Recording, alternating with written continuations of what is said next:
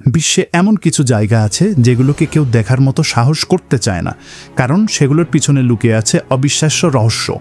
প্রথম স্থানে রয়েছে বিখ্যাত বারমুডা ট্রায়াঙ্গেল, যেখানে বহু জাহাজ আর বিমান গায়েব হয়েছে অজানা কারণে। অনেকেই বলে এখানে অলৌকিক শক্তি কাজ করে। দ্বিতীয় স্থানে রয়েছে অক্টোবার্সকি লেক, সাইবেরিয়ার এক রিমোট লেক, যেখানে এমন এক রহস্যময় গ্যাস বের হয় যা সব কিছু মুহূর্তের মধ্যে জমাট বাঁধিয়ে দেয়। তৃতীয় স্থানে রয়েছে দ্য ডোর টু হেল, তুর্কমেনিস্তানে একটি আগুনের গর্ত যা ৪৫ বছর ধরে অবিচ্ছিন্নভাবে জ্বলে চলেছে। চতুর্থ স্থানে তাজমহল নয়, বরং সোনোরান মরুভূমি, যেখানে আকাশ থেকে অদ্ভুত সব আলোর খেলা দেখা যায়, যা কেউ স্পষ্টভাবে ব্যাখ্যা করতে পারেনি আজ অবধি।